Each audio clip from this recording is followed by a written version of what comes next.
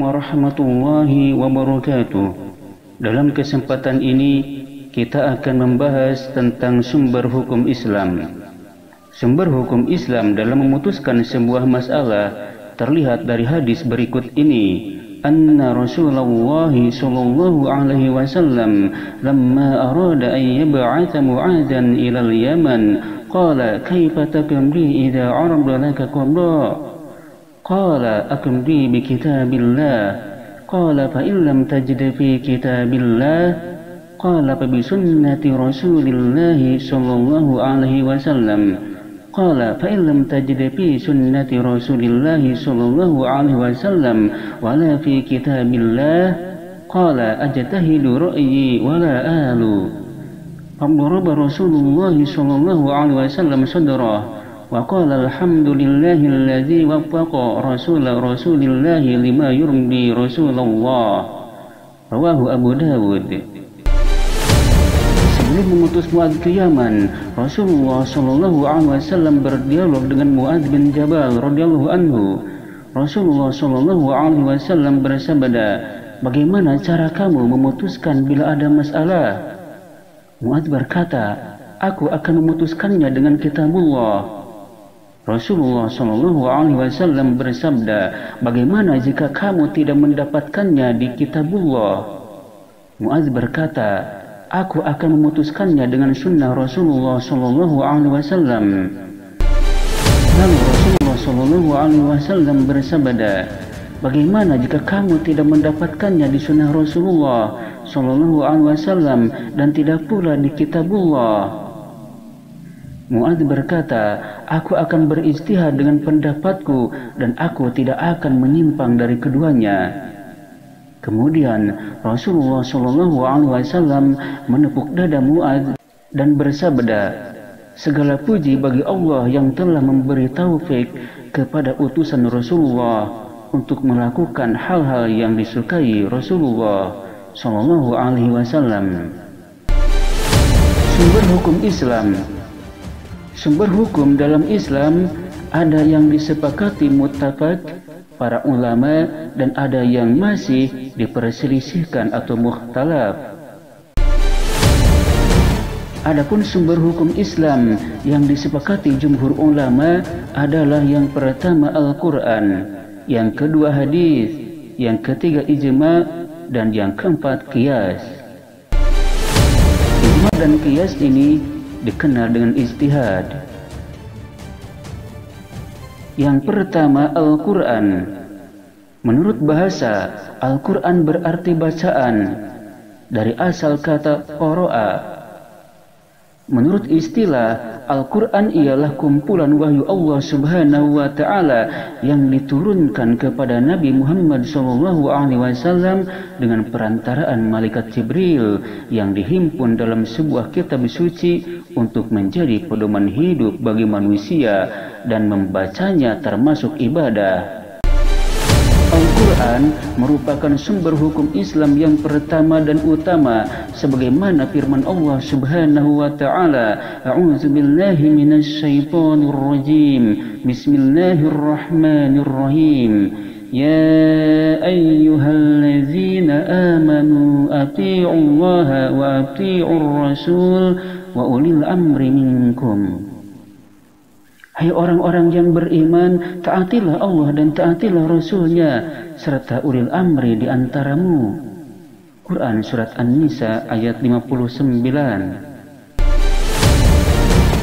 Sebagai sumber hukum Islam, Al-Quran mengandung 3 pokok pengetahuan hukum yang mengatur tentang kehidupan umat manusia, yaitu yang pertama, hukum yang berkaitan dengan akidah, yakni ketetapan tentang wajib beriman kepada Allah subhanahu wa ta'ala, malaikat-malaikatnya, kitab-kitabnya, para rasul utusannya, hari akhir, dan takdir baik qada maupun qadar.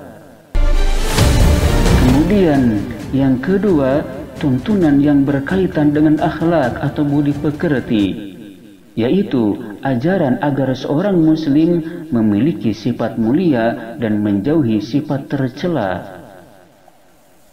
Lalu yang ketiga, hukum yang berkaitan dengan amal perbuatan manusia yang terdiri dari ucapan, perbuatan, perjanjian, dan lain-lain. Hukum yang berkaitan dengan amal perbuatan ini terbagi menjadi dua, yaitu yang pertama yang mengatur tindakan manusia dalam hubungannya dengan Allah Subhanahu wa Ta'ala yang disebut ibadah, seperti sholat, puasa, haji, nazar, sumpah, dan lain-lain.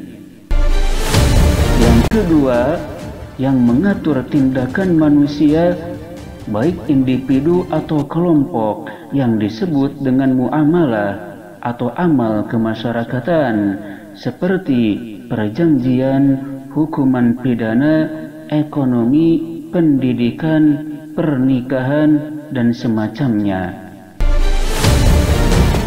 Lalu, fungsi dan kedudukan Al-Quran. Yang pertama, sebagai mukjizat Nabi Muhammad SAW. Yang kedua, sebagai dasar dan sumber hukum Islam yang pertama. Yang ketiga, sebagai pedoman dan petunjuk hidup bagi manusia. Yang keempat, sebagai pembawa berita gembira dan kebenaran yang mutlak. Yang kelima, sebagai obat penawar hati bagi orang-orang yang beriman. Dan yang keenam, membenarkan dan menyempurnakan kitab-kitab terdahulu. Lalu sumber hukum Islam yang kedua adalah al-hadis. Hadis menurut bahasa artinya perkataan. Menurut istilah, hadis ialah segala sesuatu yang disandarkan kepada Nabi Muhammad SAW, baik berupa perkataan, perbuatan, atau ketetapan takrir Nabi Muhammad SAW. Berdasarkan definisi tersebut, maka hadis dibagi menjadi tiga bagian, yaitu hadis qauliyah atau perkataan Nabi Muhammad SAW, hadis fi'liyah atau perbuatan Nabi Muhammad SAW, dan hadis takriri atau ketetapan Nabi Muhammad SAW. Sedangkan menurut kualitasnya, hadis ini dibagi menjadi dua bagian. Yang pertama, hadis maqbul atau dapat diterima sebagai pedoman, yang mencakup hadis sahih dan hadis hasan. Yang kedua, hadis mardud atau hadis yang tidak dapat diterima sebagai pedoman, yang mencakup hadis dhaif atau lemah dan hadis maudhu atau hadis palsu. Usaha seleksi diarahkan kepada tiga unsur hadis, yaitu yang pertama matan atau isi hadis. Suatu isi hadis dapat dinilai baik apabila tidak bertentangan dengan Al-Quran. Hadis lain yang lebih kuat, fakta sejarah, dan prinsip-prinsip ajaran Islam. Lalu yang kedua yang diseleksi adalah sanadnya atau persambungan antara pembawa dan penerima hadis. Sanad dapat dinilai baik apabila antara pembawa dan penerima benar-benar bertemu bahkan berguru. Dan yang ketiga yang diseleksi itu adalah rawi, yaitu orang yang meriwayatkan hadis. Seorang dapat diterima hadisnya apabila memenuhi syarat-syarat sebagai berikut. Yang pertama adil, yaitu orang Islam yang baligh dan jujur, tidak pernah berdusta dan membiasakan berbuat dosa. Dan yang kedua afid, yaitu kuat hafalannya atau mempunyai catatan pribadi yang dapat dipertanggungjawabkan. Hadis merupakan sumber hukum kedua setelah Al-Quran, sebagaimana firman Allah Subhanahu wa Ta'ala, A'udzu billahi minasy syaithanir rajim. Bismillahirrahmanirrahim. Wa ma ataakumur rasulu fakhudhuhu wa ma nahakum anhu fantahu. Dan apa yang diberikan Rasul kepadamu, maka terimalah ia, dan apa yang dilarangnya bagimu, maka tinggalkanlah ia. Quran Surat Al-Hasyr ayat 7. Kedudukan dan fungsi hadis sebagai sumber hukum Islam. Pertama, memperkuat hukum-hukum yang telah ditentukan oleh Al-Quran. Misalnya, Allah Subhanahu wa Ta'ala berfirman yang artinya, dan jauhilah perkataan-perkataan dusta. Quran Surat Al-Hajj ayat 30. Kemudian, firman Allah Subhanahu wa Ta'ala tadi dikuatkan oleh hadis yang artinya, awas, jauhilah perkataan dusta. Hadis riwayat Bukhari Muslim. Yang kedua, kedudukan dan fungsi hadis itu adalah memberikan rincian dan penjelasan terhadap ayat-ayat Al-Quran yang masih bersifat umum. Contoh, Allah Subhanahu wa Ta'ala berfirman yang artinya, diharamkan bagimu memakan bangkai, darah dan daging babi. Quran Surat Al-Ma'idah ayat 3. Kemudian Rasulullah SAW menjelaskan bahwa ada bangkai yang boleh dimakan, yaitu ikan dan belalang, seperti sabda Nabi Muhammad SAW yang artinya, dihalalkan bagi kita 2 macam bangkai dan 2 macam darah. Adapun 2 macam bangkai adalah ikan dan belalang, sedang 2 macam darah adalah hati dan limpa. Hadis riwayat Ibnu Majah. Dan yang ketiga, menetapkan hukum atau aturan-aturan yang tidak didapati dalam Al-Quran. Misalnya, cara menyucikan bejana yang dijilat anjing. Rasulullah SAW bersabda yang artinya, sucikanlah bejanamu yang dijilat anjing dengan menyucikan sebanyak 7 kali, salah satunya dicampur dengan tanah. Hadis riwayat Muslim. Lalu, sumber hukum Islam yang ketiga adalah ijtihad. Ijtihad ialah berusaha keras atau bersungguh-sungguh untuk memecahkan suatu masalah yang tidak ada ketetapannya baik dalam Al-Quran maupun Al-Hadis, serta berpedoman kepada cara-cara menetapkan hukum yang telah ditentukan. Ijtihad dapat dijadikan sebagai sumber hukum Islam yang ketiga. Landasannya berdasarkan hadis yang diriwayatkan dari sahabat Nabi Muhammad SAW, Mu'adz bin Jabal, ketika diutus ke Yaman, sebagaimana telah dijelaskan pada awal pembicaraan. Hal yang demikian dilakukan pula oleh Abu Bakar radhiyallahu an. Apabila terjadi kepada dirinya perselisihan, pertama ia merujuk kepada kitab Allah. Jika ia temui hukumnya, maka ia berhukum padanya. Jika tidak ditemui dalam kitab Allah dan ia mengetahui masalah itu dari Rasulullah SAW, ia pun berhukum dengan sunnah Rasul. Jika ia ragu mendapati dalam sunnah Rasulullah SAW, ia kumpulkan para sahabat dan ia lakukan musyawarah. Kemudian ia sepakat dengan pendapat mereka, lalu ia berhukum memutus permasalahan. Bentuk-bentuk ijtihad yang pertama ijma, yaitu kesepakatan pendapat para ahli mujtahid dalam segala zaman mengenai hukum syariah. Misalnya, kesepakatan para ulama dalam membukukan Al-Quran pada waktu Khalifah Utsman bin Affan. Yang kedua bentuk ijtihad itu adalah qiyas, yaitu menetapkan suatu hukum terhadap suatu masalah yang tidak ada hukumnya dengan kejadian lain yang ada hukumnya, karena keduanya terdapat persamaan illat atau sebab-sebabnya.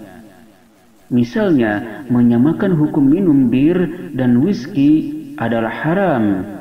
Ini dikiaskan dengan minum khamar yang sudah jelas hukumnya dalam Al-Quran karena ilat yang sama, yaitu memabukkan.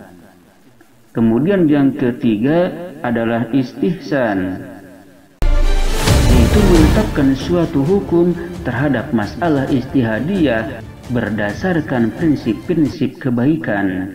Misalnya, dokter laki-laki melihat aurat wanita yang bukan muhrimnya saat wanita tersebut akan melahirkan anaknya. Kemudian yang keempat, masalihul mursalah, yaitu menetapkan suatu hukum terhadap suatu masalah ijtihadiyah atas dasar kepentingan umum. Misalnya, pengenaan pajak terhadap orang-orang kaya.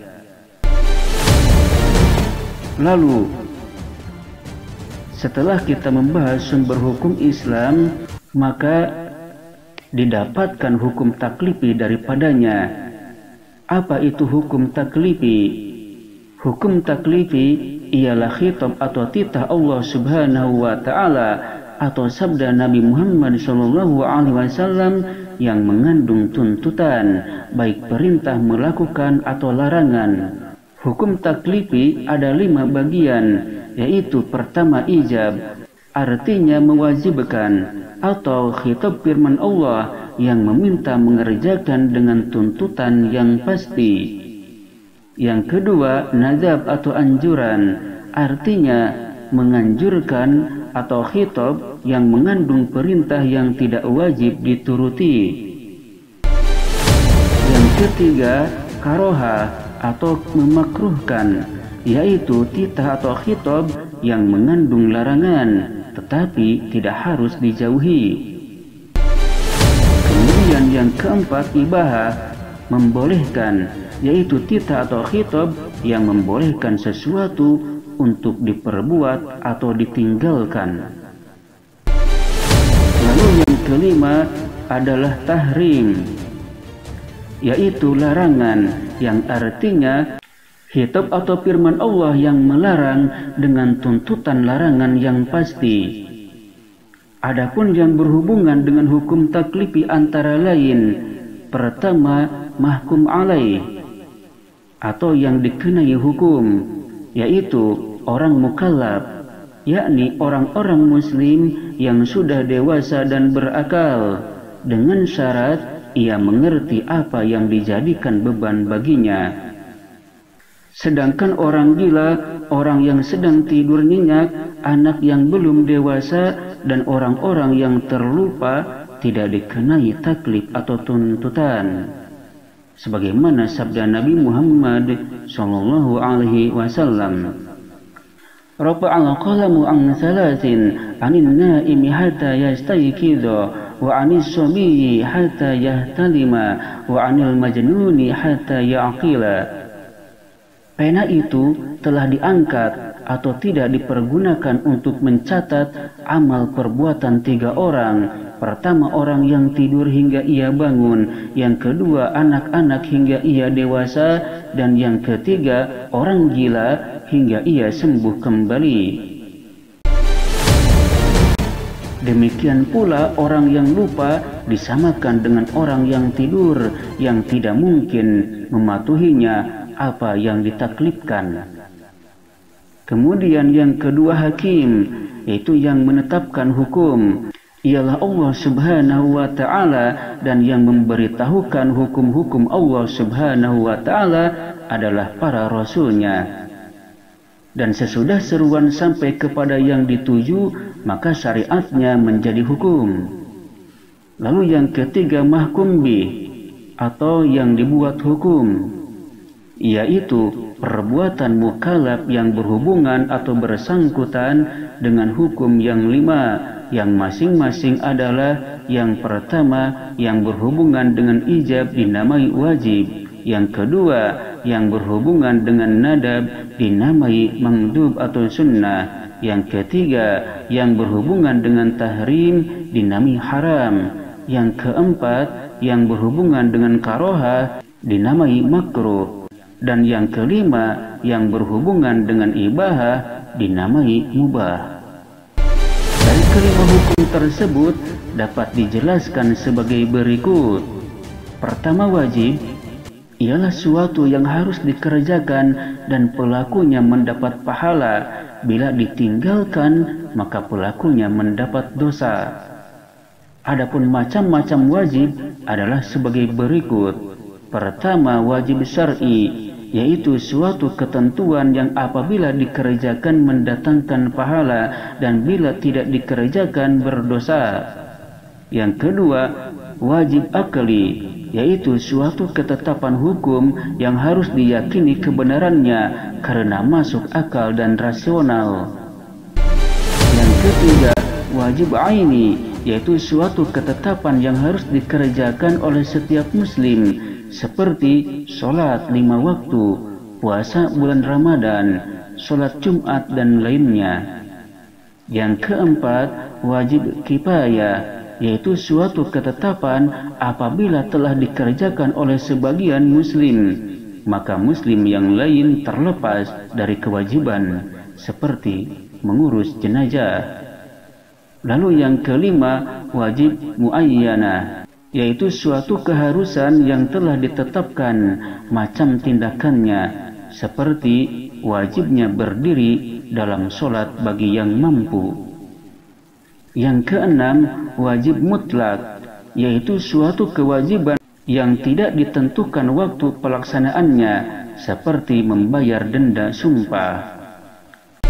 Lalu yang ketujuh, wajib akli nazari, yaitu kewajiban mempercayai suatu kebenaran dengan memahami dalil-dalilnya atau penelitian yang mendalam, seperti mempercayai eksistensi Allah Subhanahu wa Ta'ala atau adanya Allah Subhanahu wa Ta'ala. Dan yang kedelapan, wajib akli zaruri, yaitu kewajiban mempercayai suatu kebenaran dengan sendirinya tanpa dibutuhkan dalil-dalil tertentu. Lalu yang kedua, haram, ialah sesuatu yang apabila dilakukan pelakunya mendapat dosa, dan bila ditinggalkan pelakunya mendapat pahala. Dengan demikian, secara sederhana dapat dikatakan bila ditinggalkan perbuatan itu pelakunya akan mendapat pahala, dan bila dilaksanakan maka ia berdosa. Haram ada 2 macam. Yang pertama, haram li dzatihi, yaitu perbuatan yang diharamkan oleh Allah karena bahaya tersebut terdapat pada perbuatan itu sendiri, sebagai contoh makan bangkai, minum khamr, berzina, dan lain-lain. Yang kedua, ada haram li ghairihi atau haram aridi, yaitu perbuatan yang dilarang oleh syariat, di mana adanya larangan tersebut bukan terletak pada perbuatan itu sendiri, tetapi perbuatan tersebut dapat menimbulkan haram li dzatihi. Sebagai contoh, jual beli memakai riba, melihat aurat wanita, dan lain-lain. Yang ketiga, mubah, ialah sesuatu yang apabila dilakukan dan ditinggalkan tidak berdosa. Dan yang keempat, sunnah atau mandub, ialah sesuatu yang apabila dikerjakan pelakunya mendapat pahala, dan bila ditinggalkan tidak berdosa. Adapun macam-macam sunat adalah sebagai berikut. Yang pertama, sunat muakkad, yaitu sunat yang sangat dianjurkan, seperti sholat Idul Fitri dan Idul Adha. Yang kedua, sunat ghairu muakkad, yaitu sunat biasa seperti memberi salam. Yang ketiga, sunat hayat, yaitu sunat yang sebaiknya dikerjakan, seperti mengangkat tangan ketika takbir dalam sholat. Dan yang keempat, sunat ab'ad, yaitu perkara-perkara yang kalau terlupakan harus mengganti dengan sujud sahwi. Dan yang terakhir, yang nomor kelima, adalah makruh, yaitu sesuatu yang apabila dikerjakan pelakunya tidak berdosa, tetapi bila ditinggalkan pelakunya mendapat pahala. Kemudian, kedudukan dan fungsi hukum taklifi. Kedudukan hukum taklifi dalam Islam adalah untuk mengetahui hukum-hukum syara yang berhubungan dengan amal perbuatan mukallaf, baik yang menyangkut wajib, sunat, haram, mubah, sah, dan tidaknya suatu perbuatan. Di samping itu juga untuk memahami kaidah-kaidah yang dipergunakan untuk mengeluarkan hukum dari dalil-dalil hukum, yakni kaidah-kaidah yang menetapkan dalil hukum. Hukum-hukum tersebut bersumber dari Al-Quran, hadis, ijma, dan qiyas. Itulah sekilas penjelasan tentang sumber hukum Islam. Semoga bermanfaat. Akhirul kalam. Wassalamualaikum warahmatullahi wabarakatuh.